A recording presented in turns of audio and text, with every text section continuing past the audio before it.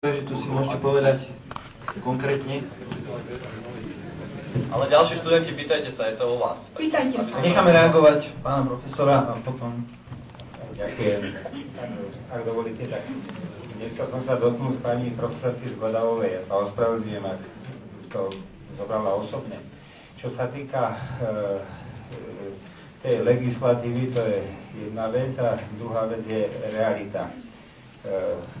Mám na fakulte, alebo mal som na fakulte tiež profesora Slabeciusa, ktorý je profesor, garantoval niečo a tiež napísal list na akreditačnú komisiu, že nechce garantovať.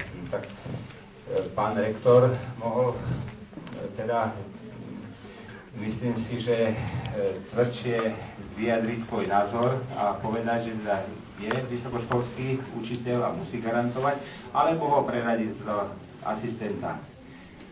Bolo by to riešenie určite. A že zo strany pána rektora nebola ochota v tomto smysle, že držal nám palce, aby fakulta bola skôr zlikvidovaná ako akreditovaná. To je môj názor a nech ma presvedčia o tom niekto vedenia, konkrétne odpoviem na tieto veci.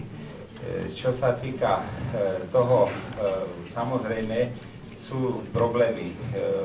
Ja, keďže som vo funkcii jeden rok, dalo by sa povedať, robil som všetko, preto aby sme pokračovali ďalej, čo najlepšie. Samozrejme, vôbec nespochybňujem, pani profesorka, vašu prácu, ja si to vážim, to môžem prehlásiť tu pred všetkými.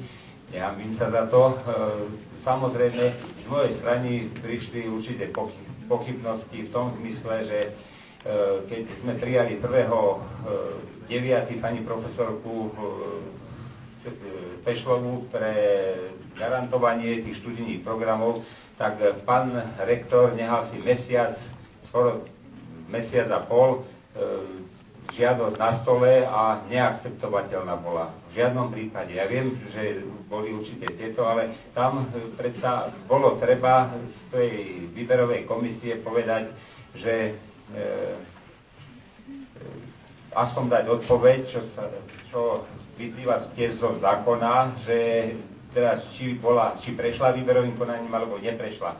Takže nakoniec, hoci vnútorný predpis hovorí, že profesorov a docentov prijíma pán rektor, no tak nakoniec som to prijal pani profesorku ja na vlastnú zodpovednosť a tak ďalej. Čiže tam sa stratil mesiac alebo koľko. Ale mám na mysli, dajme tomu to, že keď som dal žiadosť o zmenu garanta, tak som napísal tak, ako som myslel, tak keď vám to prišlo, dajme tomu do Trenčína, tak ste mi mali dať na druhý deň alebo na tretí alebo za týždeň odpoveď, že potrebujem tomu tieto prílohy, 6 príloh, takže bol by som ich tých 6 príloh napísal a hotovo. Samozrejme, dostal som odpoveď až po,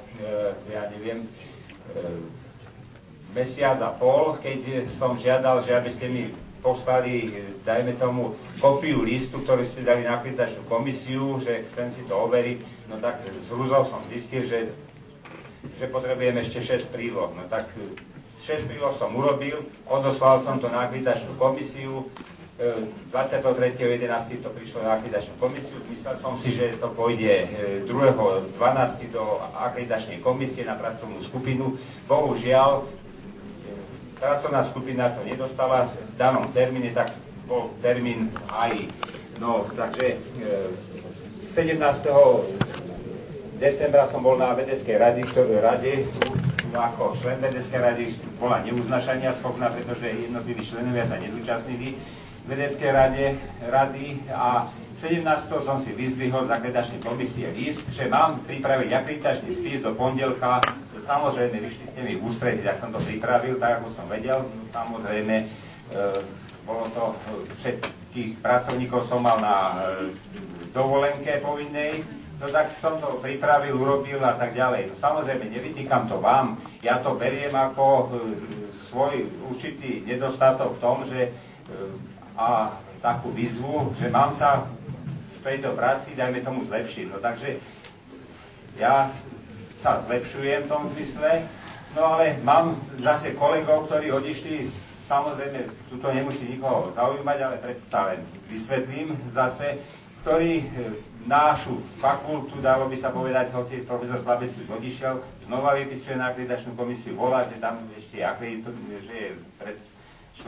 že je garantom predmetov, ktoré nechal som mu to, lebo akreditačná komisia mi povedala, že mám to aktualizovať na deň podania. Tak keď profesor Slabecius deň podania bol profesorom na fakulte, bol garantom predmetov, tak som ho tam nechal. Tak dobre, tak som to teraz zmenil, stiahol som to, že to boli nedostatky, beriem tieto nedostatky a dúfam, že ten akreditačný spis sa preložil úplne na novo, dalo by sa povedať, od A po Z, no a bude podaný teraz na pracovnú skupinu akreditačnej komisie a bude sa tomu vyjadrovať. No to je to inžinierské štúdium a tieto veci.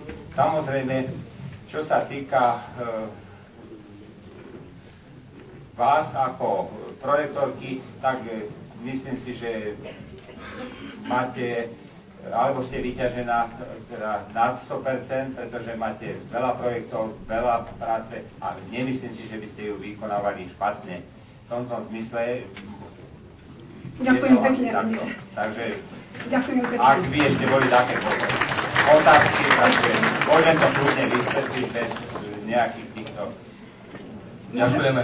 My by sme chceli len, aby sa neodoberala táto diskusia medzi naozaj profesormi, ale medzi študentmi a môžem pre skrátenie ešte jednu vec vysvetliť pánovi profesorovi, čo sme mohli aj nie na tomto fóre, jednu vetu. Tým, že sa podal tak spis, ako bol, fakulta vyhrala. Vyhrala to, že nemala práva odobraté. A o tom, či niekto pochybil alebo nie, mám úplne podrobne vedenú dokumentáciu. Môže prísť a osobne si to vyjasníme. Takže stručne, vážne, dokázateľne. Tým, že sa nepodávalo nič medzi oktobrom a novembrom, fakulta vyhrala, práva nemala odobraté, posudzovalo sa to tak, ako sa to posúdilo. Má iba pozastavené práva. Ďakujem, ale skôr by som ja ešte jednu takú teda otázku. Pokiaľ vás fakulta alebo univerzita požiada o garanciu predmetu pre manažerstvo kvality a produkcie, budete predmetu alebo celého študijného programu? To, aby mohol byť študijný program akreditovaný, musí spĺňať nejaké náležitosti. Keď vás požiadajú o to, budete? Tak, ako som povedala pánovi docentovi Tkáčovi včera, keď budem vidieť víziu, kde táto škola smeruje, tak áno. Potrebujem to, lebo keď to bude aj za okolnosti, že by to bola bakalárska škola, môžem zvážiť svoje zotrvanie na tejto škole. Ale musí byť jasná tá vízia, čo všetko preto urobíme, aby to bolo transparentné, aby to nebolo postavené na všelijakých spochybniteľných kauzách, ktoré môžu novinári kedykoľvek opäť otvoriť. Aby táto univerzita zase neprešla cez nejaké médiá kvôli nejakým iným tvrdeniam. O diplomoch, o tunelovaní cez nejaké nadácie, takže aby som si bola istá, že zotrvávam na škole, ktorá nemá celkom pokazené meno, potrebujem aspoň stručne mať načrtnutú víziu, čo sa tu urobí. To je moja odpoveď a včera som sa dohodla s pánom docentom, že za mesiac im stačí. Potrebujú asi mesiac na to, aby vytvorili víziu. A pánovi profesorovi Vavrovi, ja už nie som vo vedení, takže akreditáciu vôbec už žiadnym spôsobom nebudem pripravovať, takže aby toto bolo vyjasnené.